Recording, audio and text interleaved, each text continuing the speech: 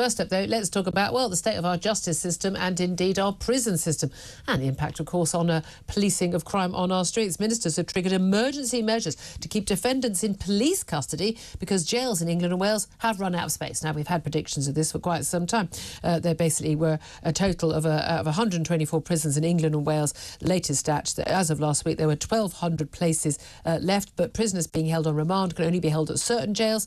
By the end of March, the remand prison population had hit the highest level for 50 years, with more than 16,000 in custody awaiting trial. We've got long delays in people actually getting their trials. If you're remanded in custody, you're basically going to be blocking up those prison cells for those who've actually been convicted. And of course, this is all entirely predictable, is it not? If you don't build enough prisons and you don't have a justice system operating at full tilt for quite a long time. Let's talk to Mike Neville. He's a former Metropolitan Police Detective Chief Inspector. Good afternoon to you, Mike.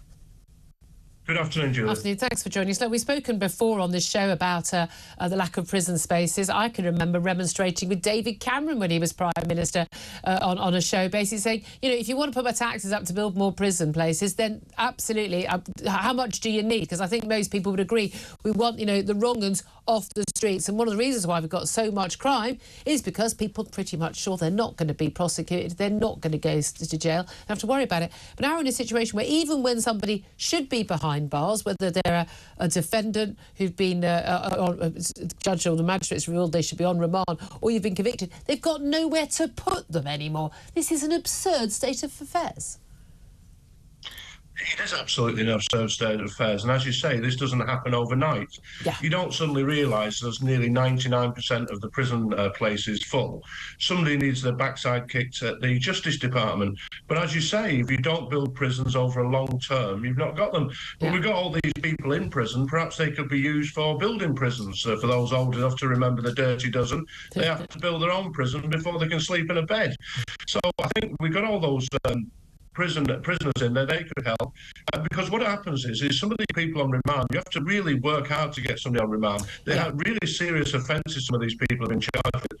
And if they're released, they just inflict misery on the communities they're from. They're on remand for good reason. Exactly. You know, I mean, especially given the state of the prison overcrowding right now and the lack of spaces, we know that judges will have been told, you know, you don't want to, you know, you're not going to be putting anyone on remand just for the sake of it. We are talking, as you say, people who are very much a danger to the local community, in danger of intimidating a witness, domestic violence, they're a danger to their family and the like.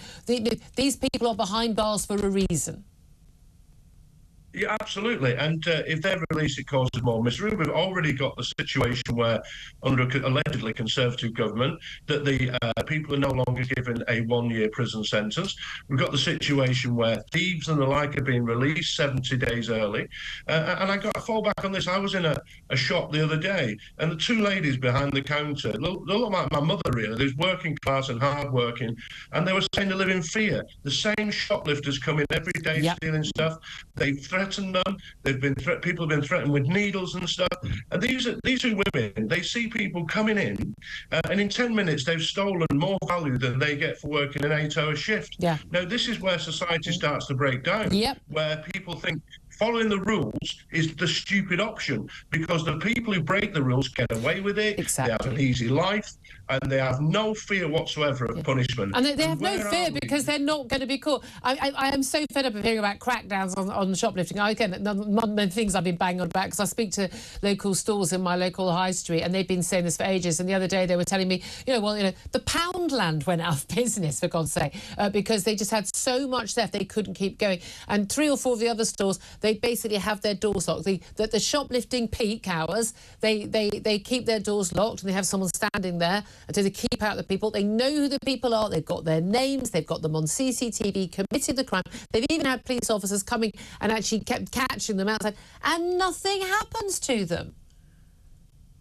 It's absolutely right. And people used to say the consequence of shoplifting, of course, is that you have to pay more for your goods and the like. But I think it's a wider thing now, that people are seeing that if you just go out and steal, you can get away with it. And more people think, well, I'll have a go at that as well, because I can steal, it makes sense. I'll steal £199 worth of goods, because Theresa May almost decriminalised anything below £200.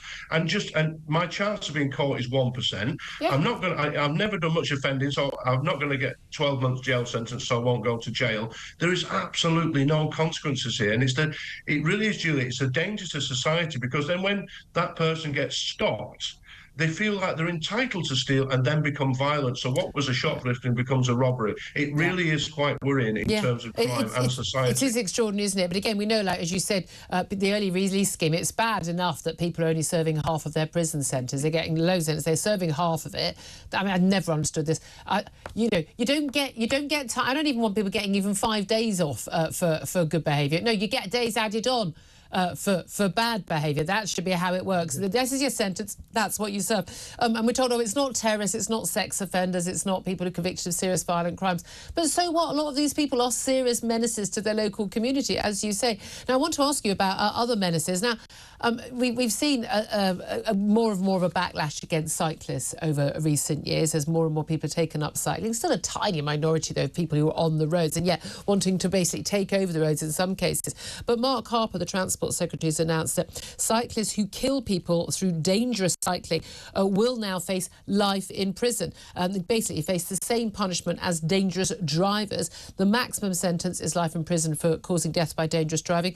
Previously, cyclists could only be jailed for up to 2 years, and that was basically under Victorian laws designed to deal with horses. Now, this is a result of the former Tory leader Ian Duncan Smith tabling an amendment to the Criminal Justice Bill to change the law to ensure they face tougher sentences. Now, look, we know that, you know, you're more at risk from an errant motorist than you are from a cyclist, but we do know that people die, people are injured, and we know that people aren't being prosecuted. Do you agree with this change in the law? Yes, I do. If people are reckless, we saw a case recently, didn't we, in Regent's Park, where it's a frail old lady. You know, a frail old lady gets hit by a bike going at 30 miles an hour. They're very likely to be very seriously injured or die. And as you say, the law set out was furious driving, which is to do with crazy coach driving in Victorian times. So there must be a change. But once again, we hear all this life imprisonment, which usually means about 12 months, doesn't it?